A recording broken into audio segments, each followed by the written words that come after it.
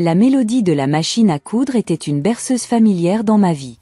Ici, dans le murmure de la soie, mon atelier. Les tissus blancs murmuraient des secrets de mariage à venir, attendant avec anticipation une vie pleine d'amour. Mais aujourd'hui, le bourdonnement rythmique ne suffisait pas à apaiser le nœud dans mon estomac. David, mon mari toujours solidaire, apparut à la porte avec un éclat malicieux dans les yeux. « As-tu entendu parler de Camille ?» soupirai-je tout en enfilant habilement une aiguille. « Oui, à propos du 4e mariage de Margot. »« Non, Camille me l'a déjà dit ce matin. » Margot, la sœur aînée de David, était une contradiction ambulante.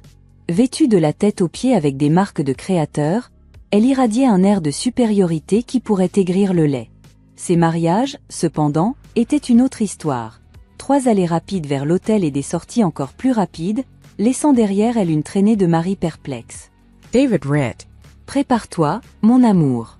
Connaissant Margot, cette femme ne saurait pas ce qu'est être raisonnable, même si cela mordait dans son sac à main de créateur. Je soupirai. Tu te souviens de son effondrement à cause du ton taupe pour les robes de demoiselle d'honneur? C'était comme si l'apocalypse approchait. Je roulais encore des yeux à ce souvenir. C'est alors que la sonnette stridente rompit le calme bourdonnement de l'atelier. Je levai un sourcil. Sitôt pour un essayage de nuit, nous échangeâmes un regard, une prémonition silencieuse pesant dans l'air. Je dirais, murmurai-je en direction de la porte, que je ne serais pas surpris si une certaine personne décidait d'avancer sa visite. En ouvrant la porte, je me retrouvai face à Margot, ses ongles parfaitement manucurés tapotant impatiemment sur un sac Louis Vuitton. Ses lèvres étaient pincées dans une ligne de désapprobation, un contraste frappant avec les visages joyeux et pleins d'espoir des mariés qui visitaient habituellement mon atelier. « Élise, dit-elle d'un ton condescendant, quel plaisir de te voir. J'espère que tu as dégagé ton agenda pour les prochains mois. » Je forçai un sourire, en serrant les dents. « En fait, Margot, j'ai déjà plusieurs mariés réservés. »« Oui, oui, des chéris à leur premier mariage, interrompit-elle, en agitant la main avec dédain. Mais ceci, ma chère, est mon 4e mariage, une occasion marquante. Tu ne refuserais sûrement pas à ta propre sœur le privilège de concevoir sa robe. » Sœur était un terme généreux pour Margot. Nous nous tolérions, dans le meilleur des cas, et l'idée de passer des mois à travailler sur sa robe de mariée me remplissait de terreur. Bien sûr, Margot, articulai-je, en forçant un sourire qui ressemblait plus à une grimace. Mais concevoir une robe de mariée est un processus méticuleux, cela prend du temps. Margot m'interrompit d'un reniflement hautain. Le temps, c'est de l'argent, ma chère, et je suis plus que disposée à payer pour ton expertise. Son ton était sarcastique, l'implication claire. Elle considérait mon talent comme un simple service, non pas une forme d'art. En fait, Margot, commençai-je, avec une résolution ferme dans ma poitrine, mon tarif habituel pour une robe de mariée de ce calibre est de 5000 pesos. Absolument scandaleux, s'exclama-t-elle, en attrapant ses perles dans une horreur feinte. Pour une simple robe pour un 4e mariage? Allons, Élise, sois raisonnable. Margot, dis-je d'une voix ferme, la complexité du design, la qualité du tissu, tout cela influence le prix. Elle se moqua. Intriquée, ma chère. Je pense à quelque chose de simple mais élégant. Peut-être une touche de dentelle, quelques perles, du tissu blanc, rien de trop exagéré, tu sais, considérant que ce n'est pas exactement ma première fois. Je serrai la mâchoire. Du blanc pour un 4e mariage? Ce n'est pas vraiment simple ni élégant, Margot. Peut-être qu'une couleur plus sobre serait plus appropriée. Un éclat dangereux brilla dans ses yeux. Ne pense même pas à suggérer ce monstre de rose poussiéreux que tu as imposé à Camille. Pourquoi pas? La couleur de la pureté, Margot, et la pureté est exactement ce que tu cherches. La pureté était le dernier mot que j'associerais à Margot, avec 3 ex-maris et un sentier de cœur brisé long d'1 kilomètre. Écoute, Margot, soupirai-je, en essayant une approche différente, que dirais-tu de jeter un coup d'œil à quelques croquis, de discuter des tissus et ensuite de parler du prix? L'heure suivante fut une leçon magistrale de frustration. Margot rejetait chaque suggestion de design, plissait le nez à chaque échantillon de tissu et insistait pour ajouter toujours plus de brillant à chaque itération. Plus de cristaux ici, disait-elle, en touchant un croquis avec un ongle parfaitement manucuré, et une traîne plus longue, tu ne crois pas? Une femme ne peut jamais avoir trop de traîne le jour de son mariage. Je serrai les dents, me rappelant que les exigences exagérées de Margot ne paieraient pas les factures si je ne parvenais pas à la satisfaire. Enfin, après une éternité de va-et-vient, nous nous mîmes d'accord sur un design, une robe blanche sans bretelles, avec une jupe volumineuse et suffisamment de cristaux pour aveugler un petit pays. Et le prix de cette œuvre d'art? Margot se laissa tomber dans un fauteuil luxueux. En tenant compte de la complexité du design, hésitai-je, cherchant une manière polie de le dire, et de la quantité extravagante de décoration, le total s'élève à 3000 pesos. Les yeux de Margot s'agrandirent. 3,000? Tu es sérieuse, Élise? C'est du vol. C'est un prix juste, rétorquai-je d'une voix ferme. Mon équipe et moi allons consacrer d'innombrables heures à créer cette robe. Écoute, dit-elle, sa voix prenant une douce intonation. Que dirais-tu d'un petit rabais familial? Les belles-sœurs doivent prendre soin les unes des autres, n'est-ce pas? Je la regardai, incrédule. Un rabais familial, après toutes les insultes et les exigences? L'audace de cette femme. Margot, dis-je, en prenant une profonde inspiration. Considère ceci comme mon offre finale, 3000 pesos. Pas un centime de moins. Finalement, elle accepta, mais comme si elle me faisait une faveur. Quelques semaines plus tard, lors de l'essayage suivant, elle fit une déclaration frappante. Étant donné que c'est une affaire de famille, commença-t-elle, sa voix dégoulinant de condescendance, je pensais que nous pourrions peut-être éviter toute cette histoire d'échange d'argent. Mama Quartamba. Éviter l'échange d'argent, Margot? Cette robe a pris des semaines à être réalisée. Mon équipe et moi avons consacré d'innombrables heures. Mira, querida, interrompit Margot, agitant une main de manière désinvolte, pense à cela comme un cadeau de mariage de ta chère belle-sœur. Une manière de te montrer mon soutien pour mon 4e voyage à l'hôtel. Ma pression artérielle s'est envolée. 3000 pesos était une somme importante, sans parler des innombrables heures de travail. Une robe gratuite comme cadeau de mariage? Quelle audace de cette femme! Margot, dis-je, ma voix tendue de colère, je t'ai déjà accordé une réduction de 30%. Mon équipe mérite d'être payée pour son travail. Elle se moqua. Oh, allons, Élise. Ne sois pas si mesquine. Ce n'est qu'une robe. De plus, pense à la publicité. Me voir, moi, Margot Kensington, portant ta création à mon mariage. Publicité inestimable, ma chère, publicité inestimable. Cette femme vivait véritablement dans un monde de ses propres délires. Je n'allais pas lui permettre de piétiner mon entreprise et moi. Margot, dis-je avec fermeté, mon offre finale est de 3000 pesos, pas un centime de moins. Son sourire disparut, remplacé par un froncement de sourcils furieux. Très bien, cracha-t-elle d'une voix chargée de venin, mais ne crois pas que cela en reste là. Tu regretteras de m'avoir contré.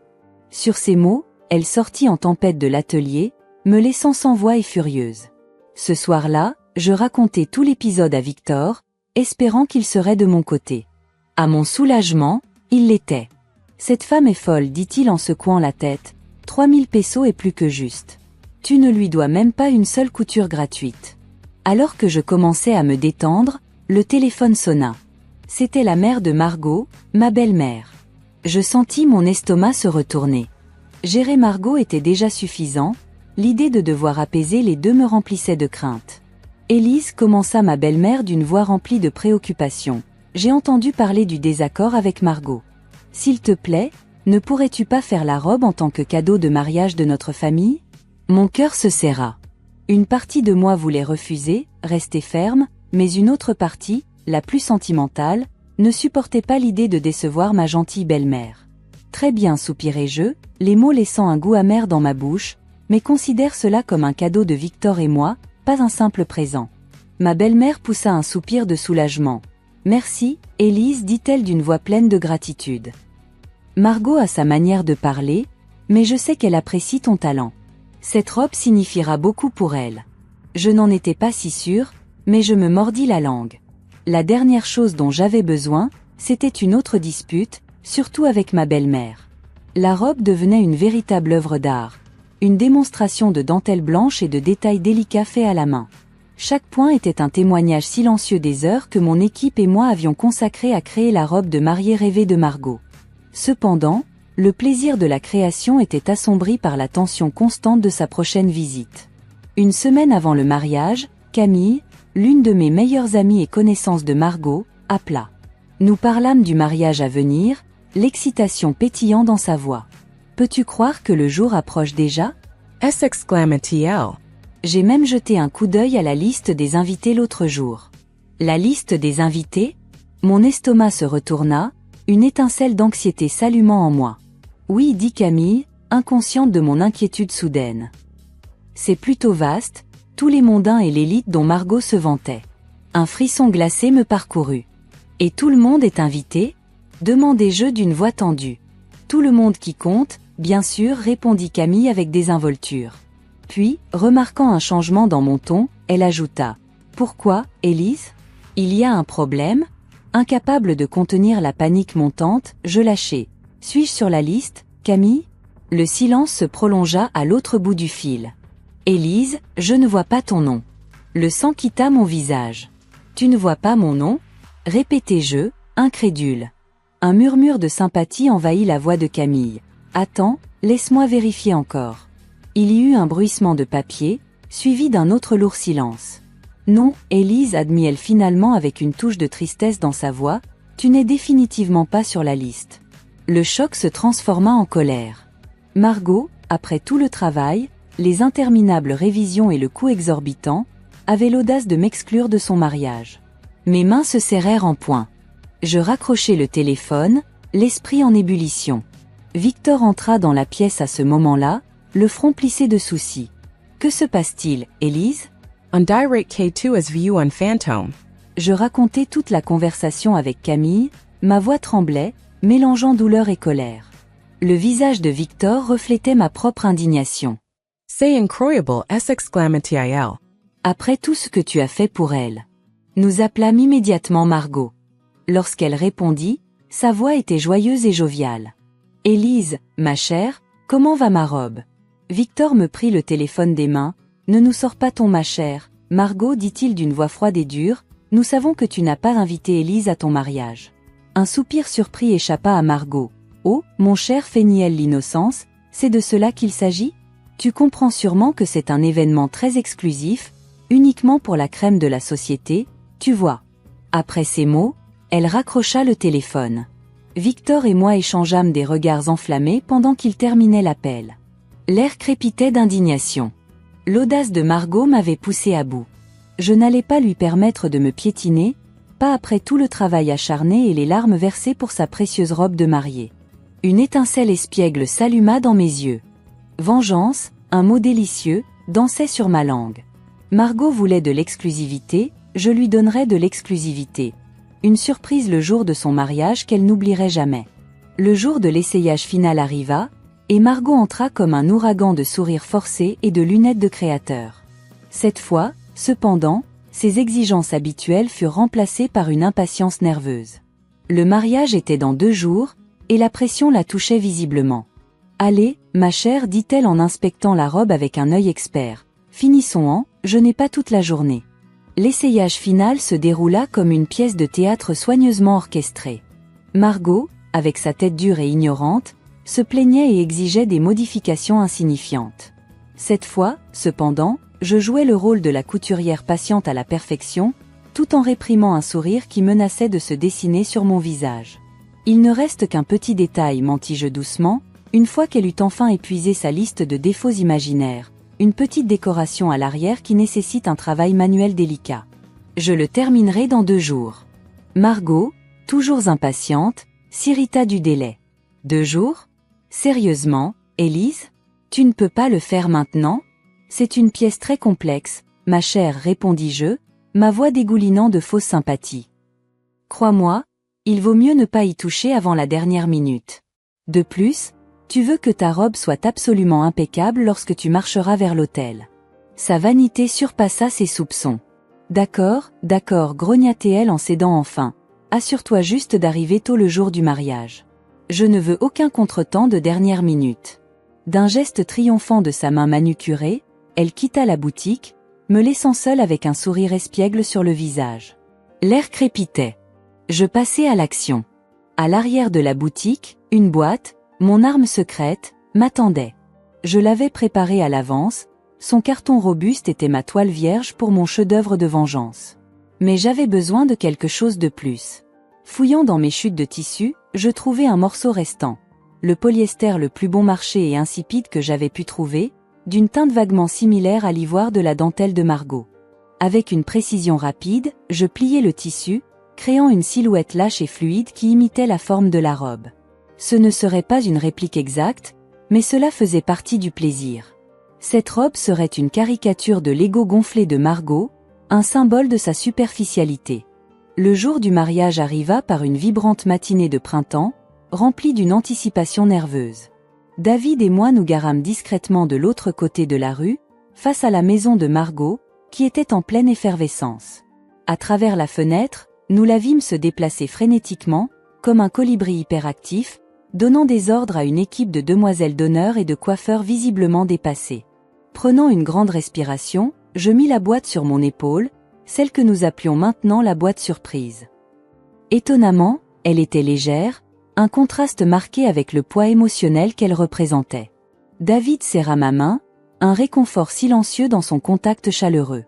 Nous montâmes les marches du perron et fûmes accueillis par une demoiselle d'honneur visiblement troublée. « Élise, Victor, que faites-vous ici si tôt ?» demanda-t-elle. Margot a demandé que je lui apporte la robe directement à l'événement, expliquai-je, en gardant mon calme. La demoiselle d'honneur se hâta de transmettre le message, laissant Victor et moi seuls dans le hall. L'air vibrait d'une énergie nerveuse, interrompue par les cris lointains de Margot donnant des ordres. Quelques instants plus tard, elle apparut elle-même, un ouragan de tulle et de panique à peine contenu. « Elise t'y voilà. Dieu merci. Où est la robe ?» s'exclama-t-elle. Juste ici, répondis-je en approchant la boîte d'elle. Margot, inconsciente du chaos imminent, lança une autre commande à une demoiselle d'honneur qui passait, puis se tourna vers nous. « Victor, tu peux rester, et toi, Élise, sors de la maison. La couturière n'a pas sa place ici. » Nous ne discutâmes pas et ne fîmes pas de scandale. Nous quittâmes simplement la maison. Le poids de la boîte fut remplacé par une légèreté dans ma poitrine. Nous retournâmes à notre voiture, tandis que le bruit de la maison occupée s'évanouissait derrière nous. Victor démarra le moteur, une lueur espiègle dans ses yeux. « Et maintenant ?» demanda-t-il. « Maintenant, répondis-je, reflétant son sourire, nous attendons les feux d'artifice. » Ce que nous ignorions, c'était que les feux d'artifice avaient déjà commencé. Alors que nous nous éloignions, la nouvelle du traitement scandaleux de Margot à mon égard se répandait dans la maison comme un incendie. Son frère, déjà furieux de mon exclusion de la liste des invités, était en colère. Sa femme, Camille, une amie proche, attisait les flammes en racontant les détails de l'arrogance de Margot. Le résultat fut une véritable dispute familiale. Le frère de Victor et sa femme quittèrent la maison, refusant d'assister au mariage en signe de protestation.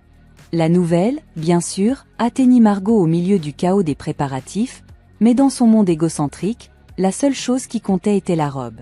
La sonnerie de la porte coupa le calme réconfortant de notre maison, rompant la paix qui régnait. Victor et moi échangeâmes un regard surpris, une question silencieuse dans l'air. Il ne s'était écoulé qu'une heure depuis notre retour de la maison chaotique de Margot. Quel nouveau drame cela pouvait-il être ? Poussant un profond soupir, j'ouvris la porte, me préparant à l'inévitable. Mon cœur se serra en les voyant, une Margot furieuse, ses cheveux parfaitement coiffés maintenant en désordre. Sa mère, une image de résignation fatiguée, et un fiancé déconcerté à ses côtés. Margot, les yeux flamboyants de colère, poussa la boîte surprise vers moi. Le carton, maintenant froissé et déchiré, laissait entrevoir le tissu bon marché, un pathétique substitut à la robe qu'elle attendait. « C'est quoi ce truc ?» hurla-t-elle, sa voix teintée d'une rage à peine contenue. « Ça, chère Margot, répondis-je, ma voix calme mais ferme, c'est exactement ce que tu mérites. » Sa mère, visiblement mortifiée par la scène qui se déroulait, fit un pas en avant. « Margot, calme-toi, que se passe-t-il ici ?» Margot ignora sa mère, son attention fixée sur moi. « Tu as tout gâché, tu as saboté mon mariage. » « Attends une seconde, intervins-je en levant la main, clarifions les choses. Tu m'as exclu de ta liste d'invités, tu m'as traité comme une servante, et tu t'attendais à ce que je te livre une robe de 3000 pesos gratuitement. Ce petit cadeau, dis-je en touchant la boîte froissée, est juste une dose de ta propre médecine. » Son visage devint écarlate. Un étrange gémissement étranglé s'échappa de ses lèvres. Elle se jeta sur moi, les poings serrés, mais sa mère la retint. « N'y pense même pas, Margot, dit sa mère, sa voix teintée de déception. Cependant, Margot ne put contenir sa fureur. Elle se tourna vers sa mère, lançant des accusations. Tout le monde est contre moi, ruinant le jour de mon mariage. Le fiancé, témoin de cette explosion de tempérament, semblait avoir avalé une mouche. C'est ça qui m'attend après notre mariage ? Demanda-t-il d'une voix tendue.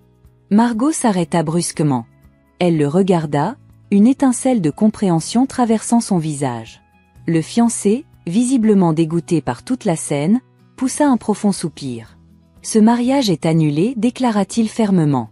Le visage de Margot se tordit en une expression mêlant choc et incrédulité. « Non, tu ne peux pas. Nous pouvons arranger ça. » Il secoua la tête, son regard fixe. « Je mérite mieux que ce drame. » Adieu, Margot. Sur ces mots, il tourna les talons et s'éloigna, laissant Margot sans voix, son rêve de mariage s'effondrant autour d'elle. Un silence stupéfait s'empara du porche. La mère de Margot, secouant la tête de déception, offrit une faible excuse avant de suivre le chemin du fiancé. Margot resta seule, vaincue, le poids de ses actions tombant enfin sur elle. Sans dire un mot, elle descendit la rue, la robe de mariée ou plutôt, la triste imitation d'une toujours à la main. Victor et moi observâmes la scène se dérouler. Une sensation de satisfaction m'envahit. Margot avait reçu une dure leçon d'humilité.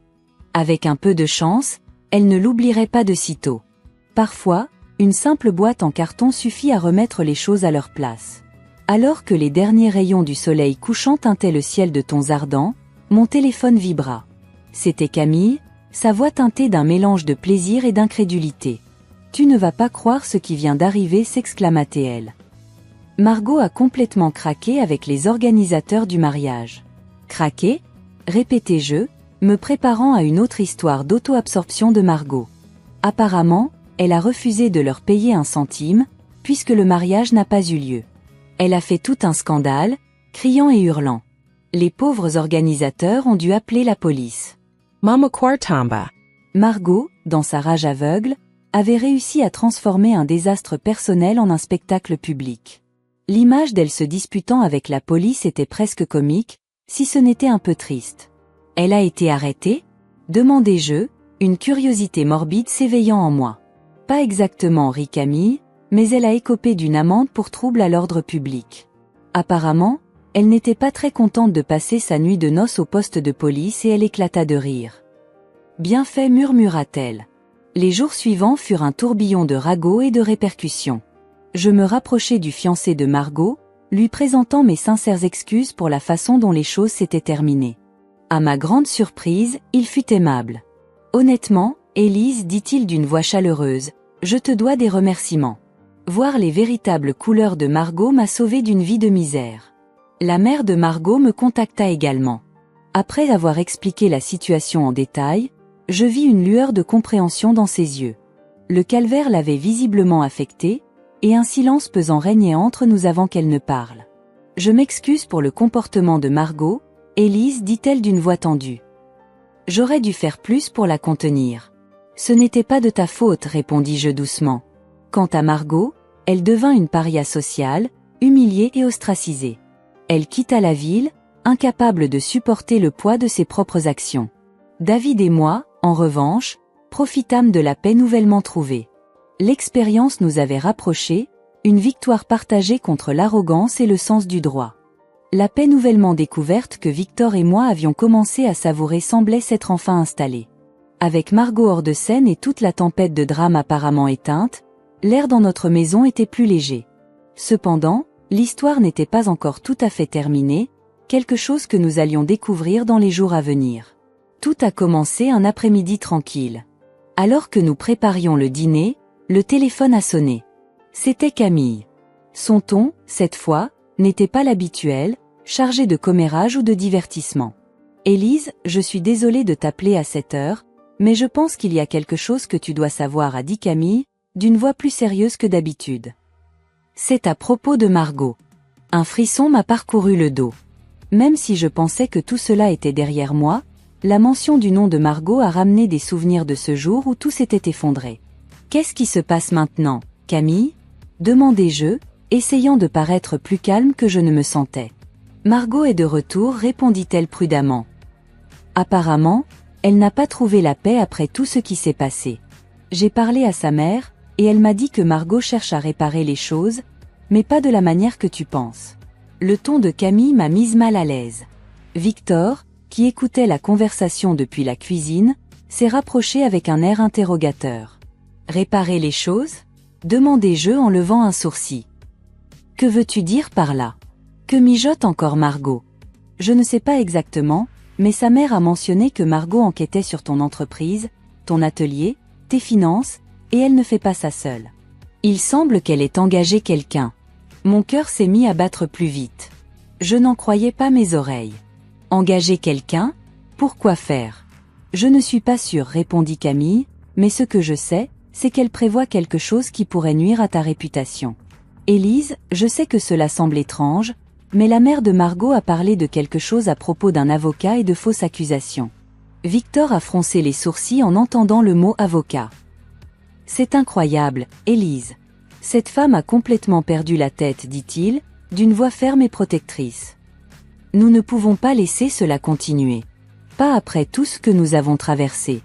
J'ai pris une profonde inspiration, essayant de digérer ce que Camille venait de me dire. Si Margot prévoyait vraiment quelque chose, après tout ce qui s'était déjà passé, jusqu'où serait-elle prête à aller ? Merci de m'avoir prévenu, Camille. Je te suis vraiment reconnaissante d'avoir appelé, ai-je dit, essayant de rester calme. Mais, s'il te plaît, si tu entends autre chose, fais-le-moi savoir. J'ai raccroché le téléphone et me suis tournée vers Victor. Mon esprit était plein de questions, mais une chose était claire. Ce n'était pas encore terminé. Nous devons agir vite, a dit Victor, les bras croisés. Si Margot prépare quelque chose de légal, nous ne pouvons pas rester là à attendre. Nous avons décidé de contacter un avocat de confiance, quelqu'un qui pourrait nous conseiller sur la manière de procéder. Le lendemain matin, nous étions assis dans le bureau de l'avocat, expliquant tout ce qui s'était passé jusqu'à ce moment-là. À mesure que je relatais les détails, une sensation inconfortable grandissait en moi. Tout cela avait commencé à cause d'une robe de mariée et de l'ego gonflé de Margot, mais maintenant, il semblait que nous étions sur le point d'entrer dans une bataille bien plus compliquée. L'avocat, un homme plus âgé et expérimenté, nous écoutait attentivement avant de parler. « Ce que vous décrivez est préoccupant, a-t-il dit, se penchant en avant. Si Margot prépare de fausses accusations ou tente de nuire à votre entreprise, il sera important de rassembler des preuves et de nous préparer à nous défendre. Mais, d'un autre côté, si elle n'a pas encore agi, il est possible que nous puissions prévenir tout dommage avant qu'il ne se produise. » Victor a hoché la tête, mais je ressentais toujours un nœud dans l'estomac. Je ne veux pas me battre, mais je ne vais pas non plus la laisser me piétiner à nouveau, ai-je dit, avec détermination. Cela est allé trop loin. Après cette réunion, nous avons passé les jours suivants en alerte, attendant un signe des mouvements de Margot. Chaque fois que le téléphone sonnait ou que je recevais un email, mon cœur s'accélérait, craignant que ce ne soit la prochaine manœuvre de Margot. Cependant, les jours passaient sans nouvelles. Il semblait que le chaos était sur le point d'éclater à tout moment, mais il ne se produisait jamais. Jusqu'à ce qu'un après-midi, Victor et moi étions dans l'atelier, en train de revoir quelques commandes, lorsqu'un homme que je ne reconnaissais pas est entré. Il était grand, vêtu d'un costume impeccable et portait une mallette en cuir. « Bonjour, dit-il, sur un ton professionnel. Mon nom est Luca Moretti, avocat de Madame Margot Kensington. Je suis ici pour vous remettre ces documents. » Mon estomac s'est retourné. Luca ouvrit la mallette et en sortit une enveloppe.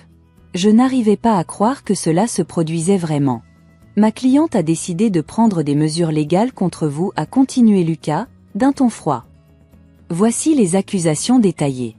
Je vous conseille de les lire attentivement et de contacter votre avocat dès que possible. » Victor, à mes côtés, fit un pas en avant, son regard dur comme la pierre. « De quoi s'agit-il ? » a-t-il demandé, prenant l'enveloppe.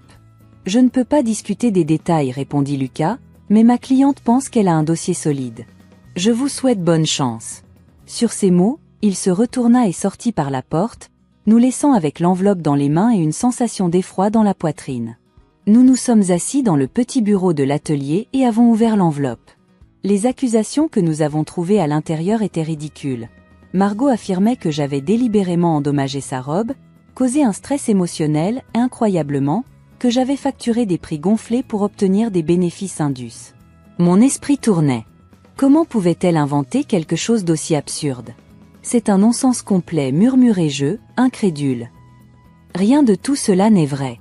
Je le sais, dit Victor, en regardant les pages avec mépris, mais nous devons prendre cela au sérieux. Margot joue sale, et si nous ne l'arrêtons pas, elle pourrait vraiment nous causer des ennuis. Nous avons recontacté notre avocat et lui avons remis les documents. Tandis qu'il examinait chaque ligne, son visage est resté impassible, mais je savais qu'il était aussi surpris que nous par l'absurdité des accusations. Élise, Victor a-t-il finalement dit, cette action en justice n'a aucun fondement solide, mais cela ne signifie pas que nous ne devons pas agir. Nous pouvons riposter pour diffamation si nécessaire, mais d'abord, je pense que le mieux serait de tenter de régler cela en dehors des tribunaux. Une idée m'est venue à l'esprit à ce moment-là, quelque chose que j'avais évité mais qui semblait inévitable. Parler directement à Margot. Ce soir-là, j'ai décidé de faire l'impensable. J'ai appelé Margot. Je ne savais pas si elle allait répondre, mais après 3 sonneries, j'ai entendu sa voix de l'autre côté de la ligne. Il y avait une note de surprise dans sa voix. « Élise, je ne m'attendais pas à ton appel. Margot, cela doit s'arrêter. Tu sais que les accusations que tu fais ne sont pas vraies. Tu sais que j'ai toujours agi de bonne foi avec toi, malgré tout. » Il y eut un long silence à l'autre bout du fil. Puis, finalement, Margot soupira. « Tu ne comprends pas, Élise. Tout cela est plus compliqué que tu ne le penses. » Mon cœur battait à tout rompre. Que voulait-elle dire par là? Qu'est-ce qui se passait en coulisses que je ne connaissais pas? Compliqué? Répétai-je. Qu'est-ce qui est compliqué dans le fait d'inventer des mensonges pour ruiner mon entreprise?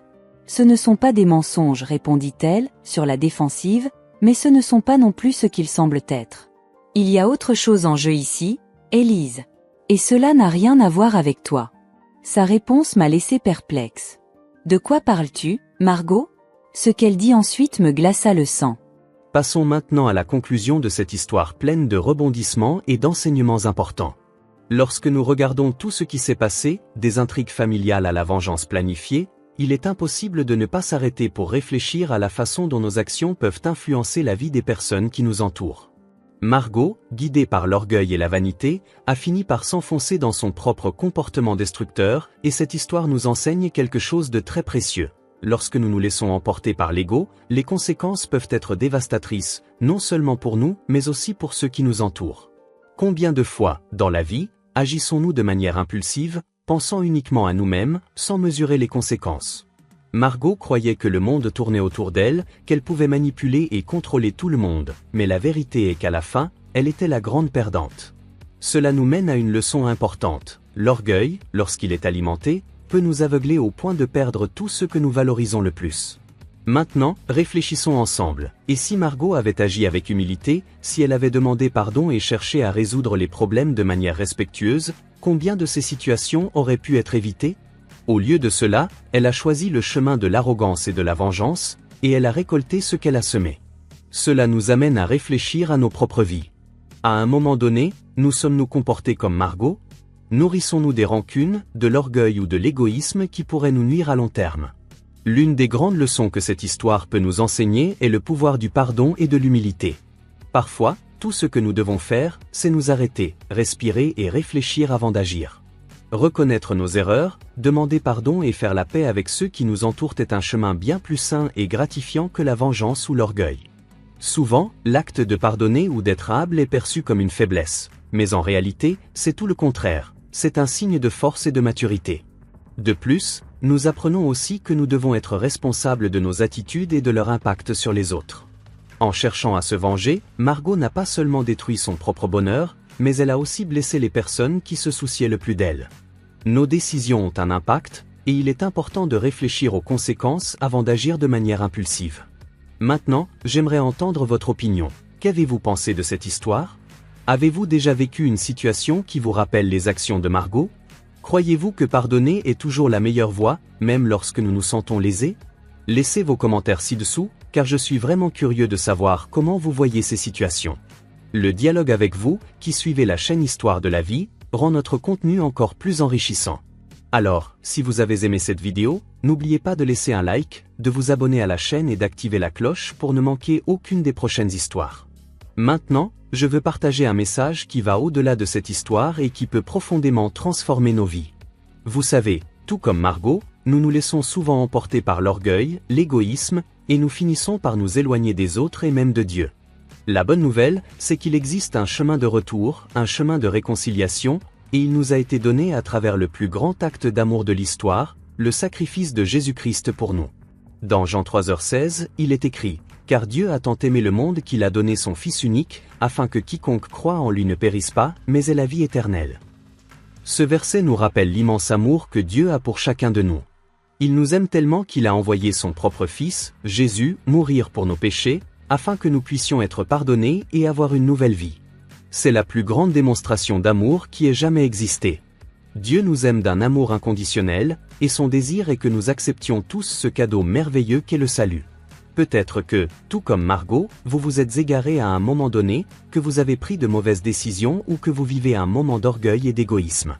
Mais sachez qu'il n'est jamais trop tard pour revenir. Jésus est toujours là, les bras ouverts, attendant que vous lui remettiez votre vie. Accepter Jésus comme votre Seigneur et Sauveur est la meilleure décision que vous puissiez prendre. Cela signifie reconnaître que vous avez besoin de Dieu dans votre vie, que vous ne pouvez pas trouver la véritable paix et le bonheur par vous-même. Lorsque nous nous remettons à Jésus, il transforme notre cœur, guérit nos blessures et nous donne une nouvelle chance, une nouvelle vie remplie d'amour et d'espoir. Et si vous sentez qu'il est temps de faire ce pas de foi, d'accepter Jésus dans votre cœur, je vous invite à faire cette prière avec moi maintenant. Seigneur Jésus, je reconnais que je suis un pécheur et que j'ai besoin de ton pardon. Je crois que tu es mort sur la croix pour moi et que tu es ressuscité, afin que je puisse avoir la vie éternelle. Aujourd'hui, je te remets ma vie et je t'accepte comme mon Seigneur et Sauveur. Transforme mon cœur, Seigneur, et guide-moi sur ton chemin. Amen. Si vous avez fait cette prière, sachez qu'un grand changement a commencé dans votre vie. Jésus est avec vous, et il vous aime plus que vous ne pouvez l'imaginer. Si vous avez pris cette décision, partagez-la dans les commentaires. J'aimerais savoir comment s'est passé ce moment spécial dans votre vie. Et bien sûr, abonnez-vous à la chaîne Histoire de la vie pour continuer à suivre des histoires qui apportent des leçons de vie et de foi. Que Dieu vous bénisse abondamment.